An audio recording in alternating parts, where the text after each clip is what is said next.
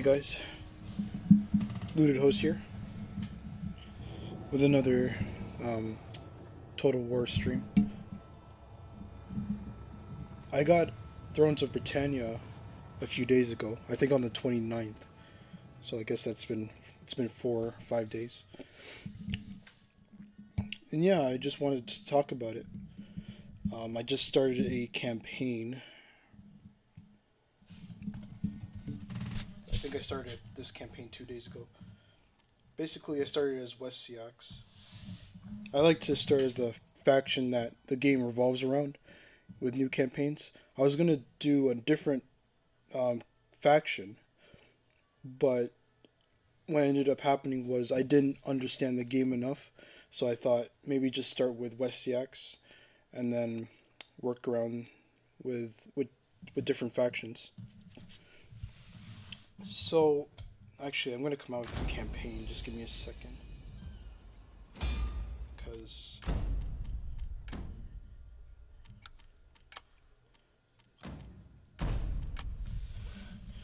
it's not necessary.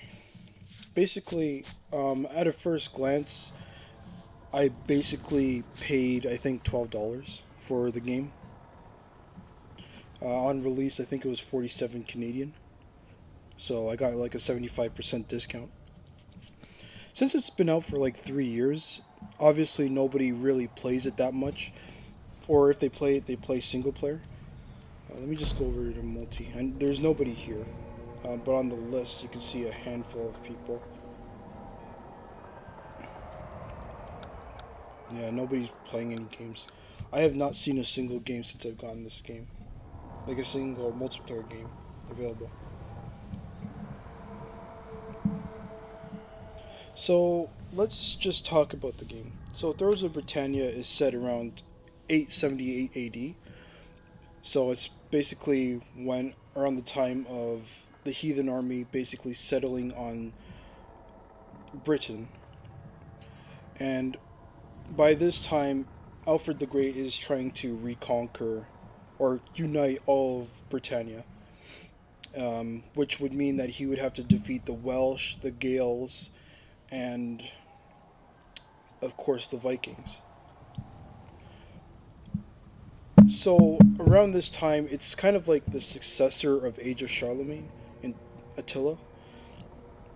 And when I look at the units, you kind of get that feeling too.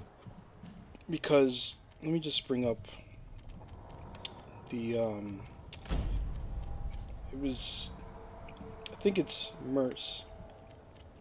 So of course you can play as the Kingdom of Mercia, but the game revolves around the Kingdom of West Seax or Wessex. So Mercia is kind of similar to how they are in Age of Charlemagne, where they have, well, I mean they have more units, but they still have the Thanes spears, Thanes, but then they also have more units. It's kind of similar to how they are in Age of Charlemagne. Not much of a difference. The only real difference I've noticed is that they don't have slingers, but I haven't seen any slinger units in this game yet, so I'm going to assume that there are none. Basically, Age of Charlemagne, which one's better, Age of Charlemagne or Thrones of Britannia?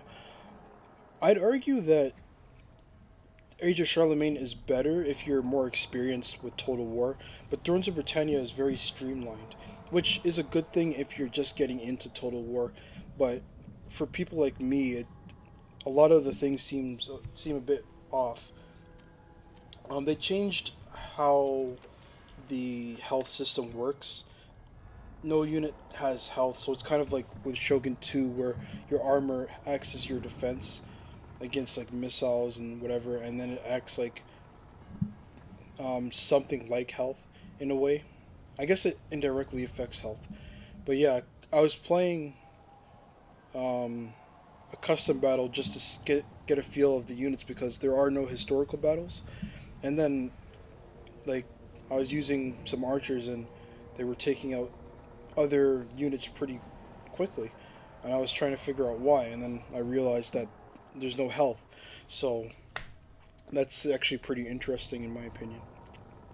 I do remember them talking about how they changed the missile system, but I think it's pretty much the same. Somebody said that you can score headshots, but that's basically how Shogun 2 was, where one arrow could kill a model if it hit, regardless of whether or not the armor they have high armor or not. I remember with Naginata Samurai that happened relatively often, but Naginata Samurai are well defended, and so really matchlocks were like the bigger killer. Anyway, back to this. So you basically the game does revolve around armored units again, but I'm slowly starting to see some differences with like the factions. I was just checking the campaigns to see if I can get like any information. So my recent campaign, the one I just started, I forgot to put my stuff on hard. I was gonna keep political on normal, but I meant to put it on hard. In any case, the English kingdoms are the ones that the game revolves around. Basically, just like Age of Charlemagne, they have everything that you would need in a balanced army. They have good armored swords, good armored spears. It's mentioned here.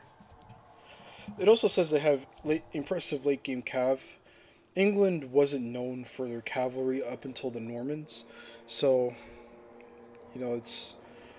I mean I've never used the high end cav, but I've used their sword and spears, and they're pretty good from what I've seen.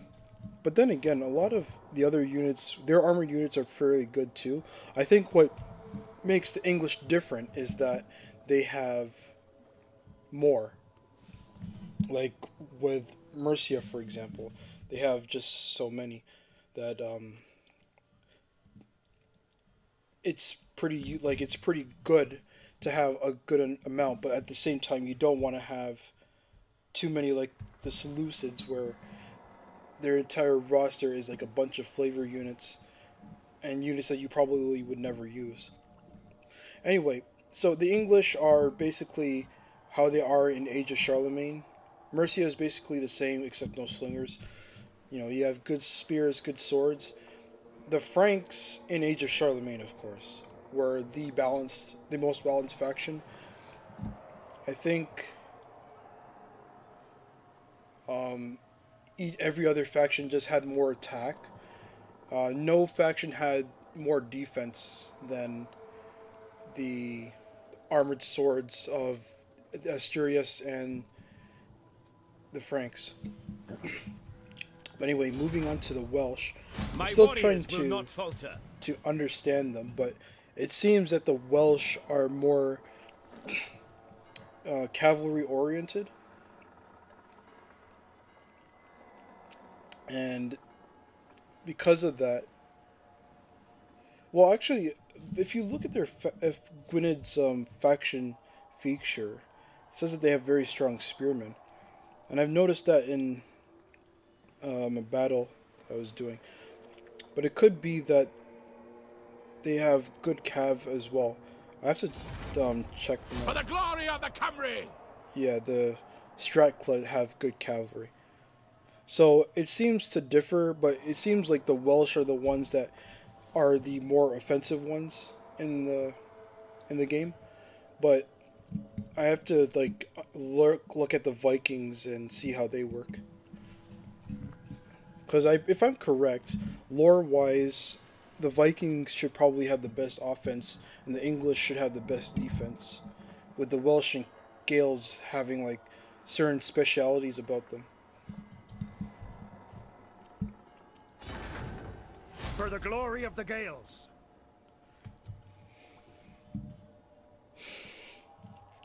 So legitimacy sounds. Yeah, like a lot of the factions I still am learning about. I only really know the English, and I'm just hoping that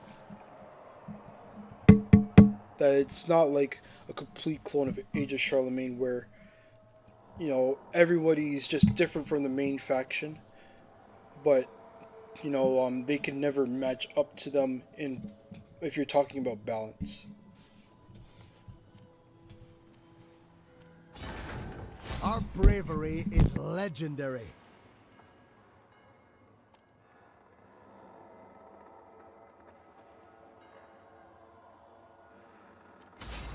We'll see this through!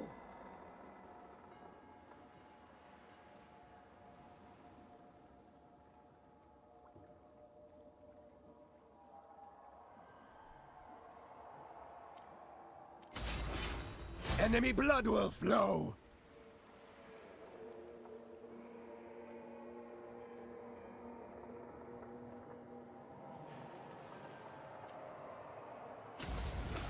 Our foes shall fall.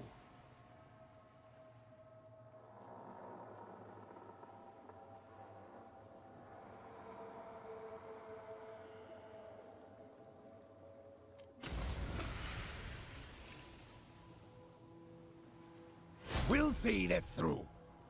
Yeah, basically I was right. The Vikings are the ones with the best axes in the game. The English have the most balance, although I think they're geared towards defense. It seems that the Welsh and Gales are more missile oriented. Maybe the Welsh are just like cavalry oriented, and then the Gales are crossbow and then bow oriented. But it's interesting.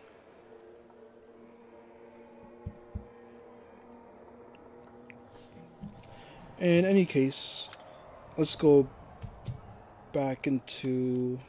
Um, they had a DLC. I think it was the Blood and Burning DLC for Britannia, but because I have Attila and I have the Blood and Burning DLC there, I get this one automatically.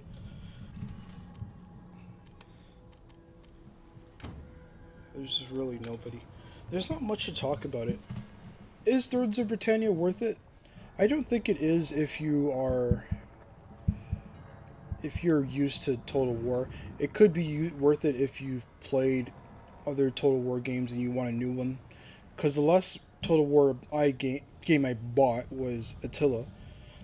But I played Total War Troy. I still have it on Epic Games. It's kind of I guess it's okay. Thrones of Britannia is good so far.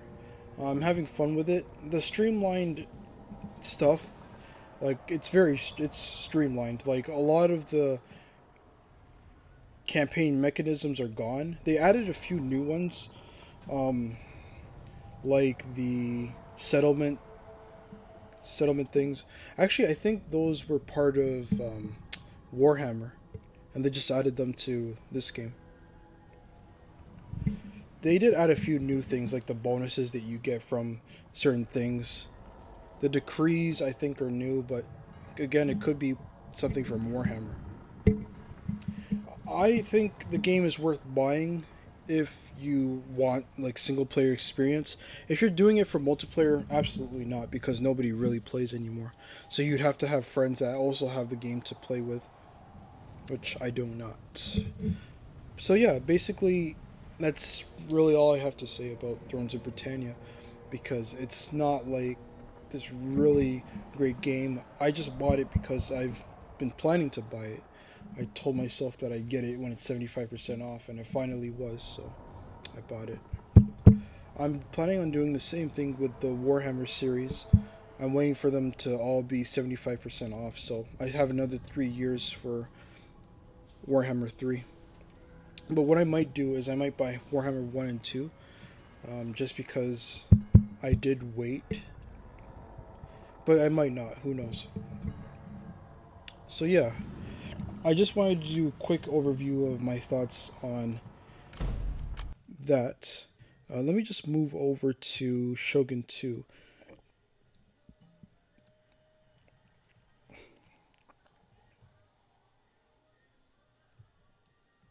Because I've been doing some stuff with Shogun 2.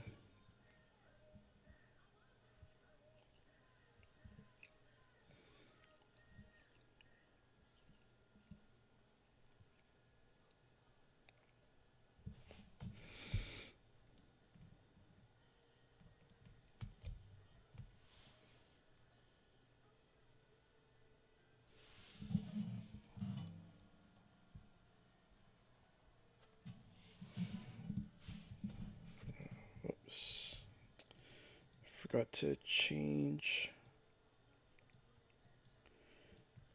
Sometimes Shogun 2 gives me some issues. Give me a second.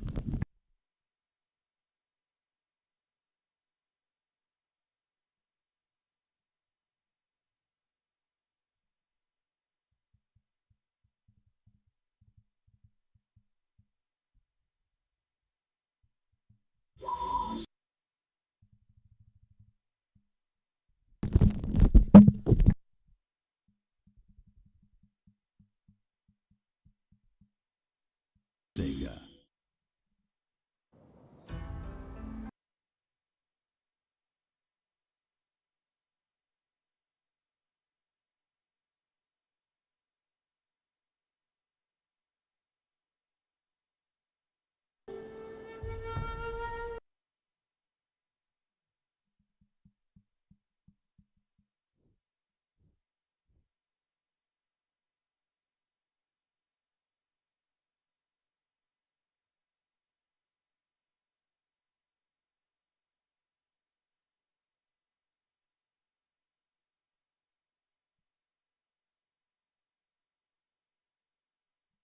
Mm, I hate when this happens.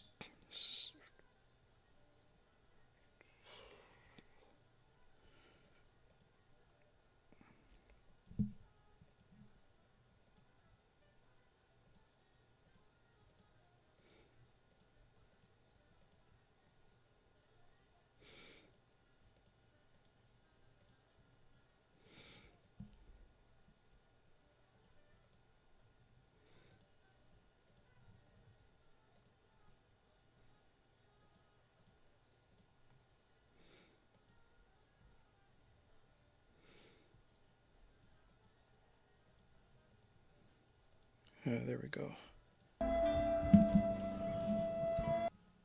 That's better.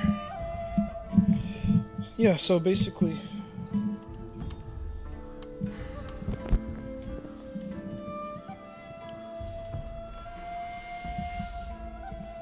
been doing quite a bit on Shogun 2 recently.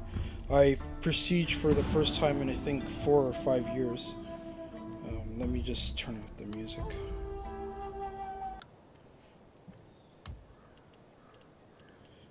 So now my avatar is prestige 1, prestige 3 rather, 1 star though.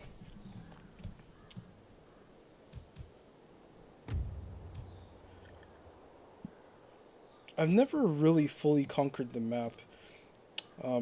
Unfortunately, naval battles are just so few and far between.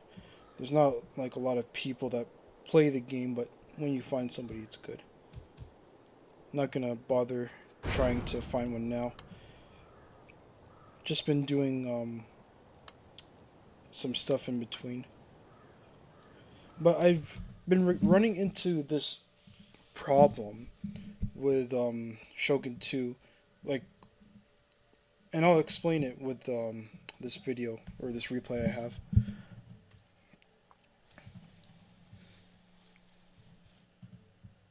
It's been a recurring problem, and I have never found a way to like beat this combination, and I'm trying to figure out if uploading this video will help.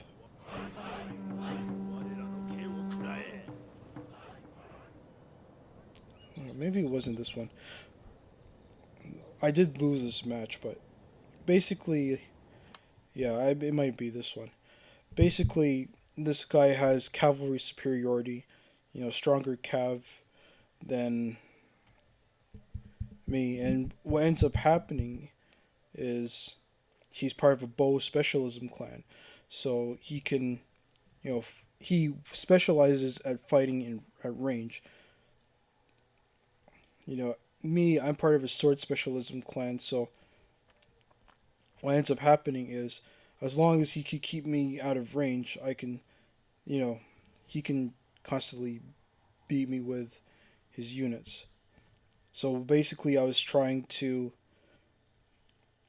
harass certain units in his army, but I couldn't. He has light cav come.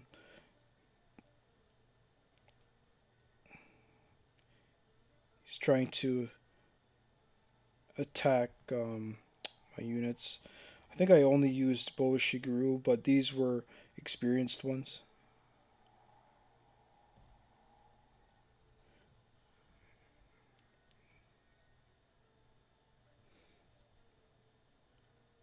Yeah, I'm trying to speed it up because the fight starts a bit later.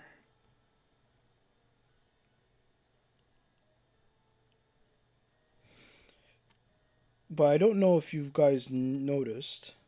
Yeah, now I can slow it down. But look at the map here. Basically, the issue that I've been having is when you don't have cavalry superiority, like basically they could just envelop you like this. And one of the biggest issues I have is bunching up kind of like this. Because when you bunch up like this, you're just susceptible to like whistling arrows and war cry and stuff like that. You know, my game plan revolves around momentum, and if I can't attack, then there is no momentum, of course.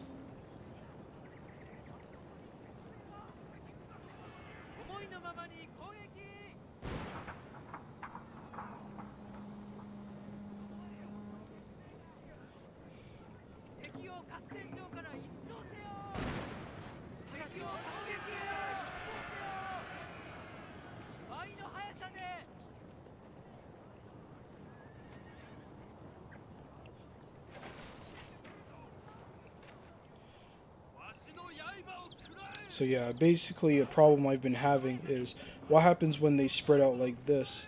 How do you attack? And the thing is, you can't because their entire game plan Hidden units, is my lord. kiting. Treacherously meant to ambush us. You can't attack here unless you have good cav, because if you do, then you'll get countered by the long Yari Shigeru. If you try to attack over here, you're gonna get caught by the Matchlock Samurai. You can't do a straightforward charge because of the Dunderbuss cav.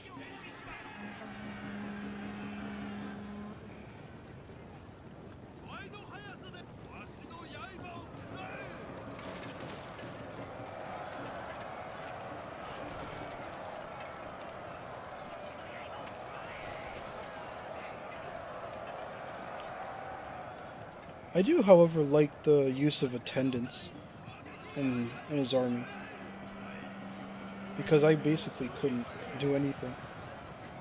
See, the light cav retreat, but then there's Dunder... Whoa, where did Dunderbuss cav go?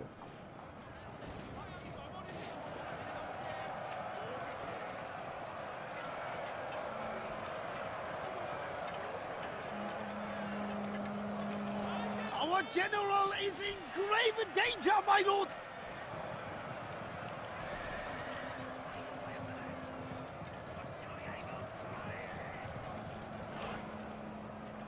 I ended up catching these long Yari Shigeru out of Yari wall, which was good.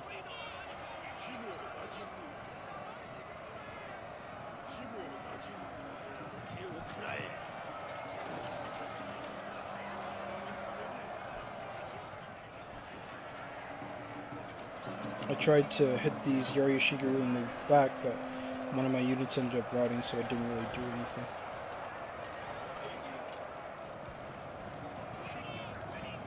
And so basically what ends up happening is you can't efficiently attack because those Dunderbuss cav are essentially are going to wipe my Yari cav. I get hit here by this Yari cav, which I can beat, but yeah, it's basically too late for everything else. I activate Banzai so these guys can fight a bit longer. The Matchlock Samurai didn't even fire. You know, and had I noticed that, I probably could have done something with it.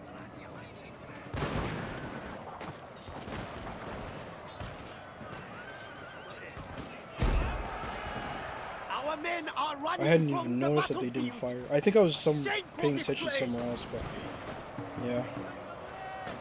If I had noticed that they weren't firing, I probably wouldn't have put my general there.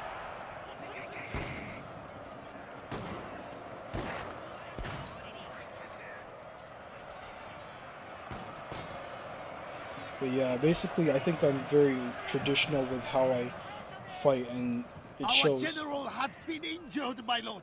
He lives, but must leave the battle.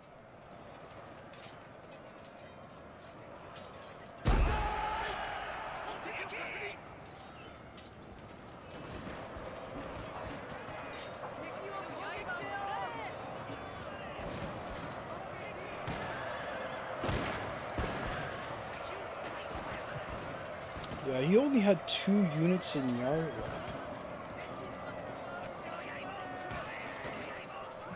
Yeah, I think the reason why I keep on losing battles like this is because I'm too traditional with Shameful display. my fighting style. Where I just try to go for... I try to brute force my way with momentum.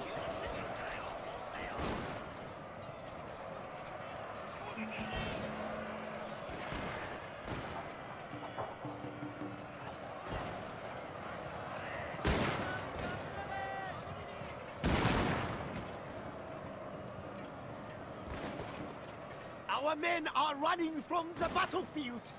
Shameful display. I think he only had his bow cav, you know, and I used different types of bows. It's unfortunate, but you know, what can you do?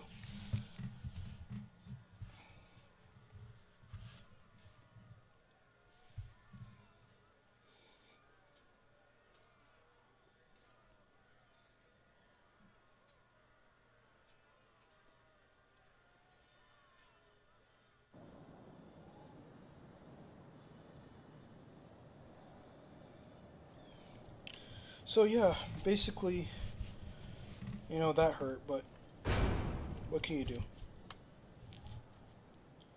I also have another one here. This one I think I got yesterday, or 2 days ago. And basically the same thing happened, but like I lost because I couldn't find a breakthrough to like attack.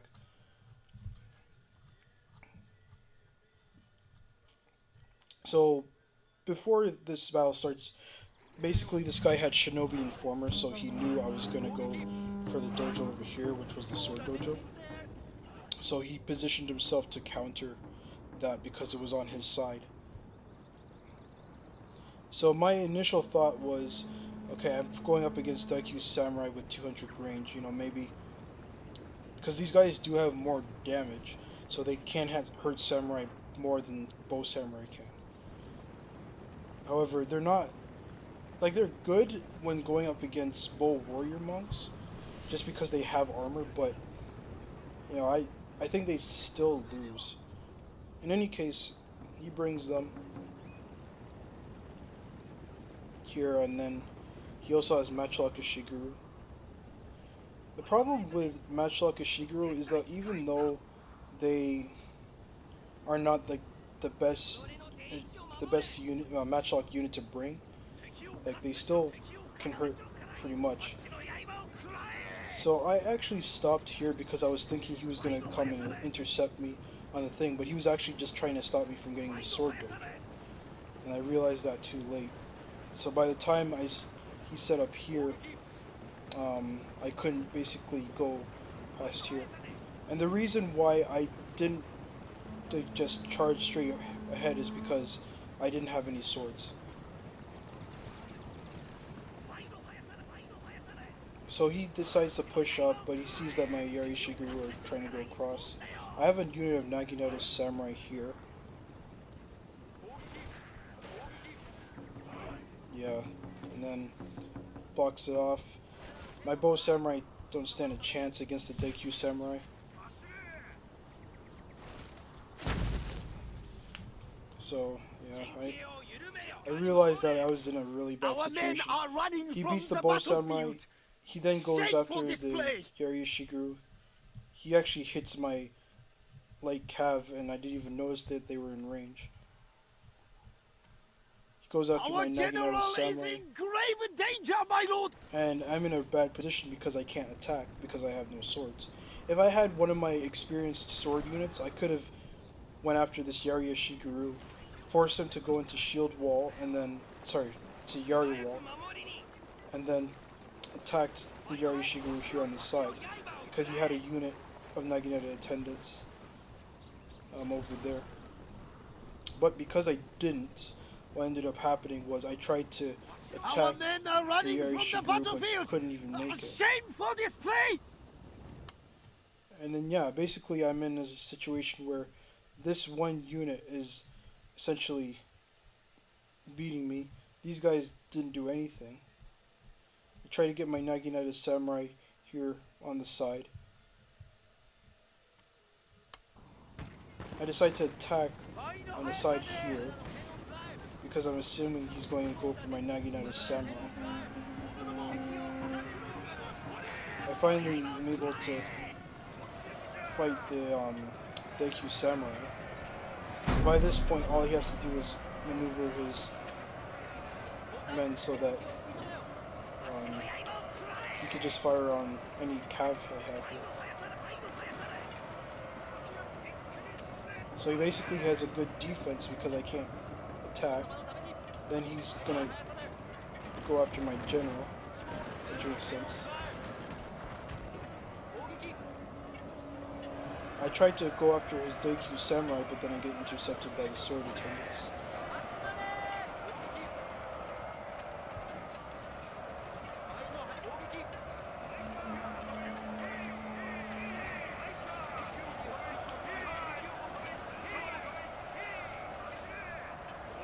Because of how badly damaged the light cav were, they didn't stand a chance against any of the units. Then my area Shiguru, I think, routed, yeah. And the light cav routes, too, I think. Yeah. And basically that was it. Daikyu Samurai goes after my general, and basically I can't do anything. The Naginata Samurai got tied down by the sword attendants because they hit them on the flank.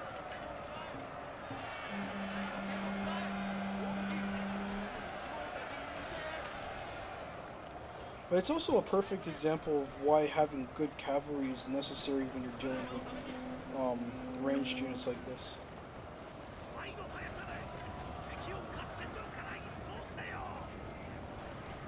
All hope is failing, my lord! The battle is almost done! Yeah, and basically that's it for my general. He routes. Yari Shiguru is going to end up routing. And that's pretty much it.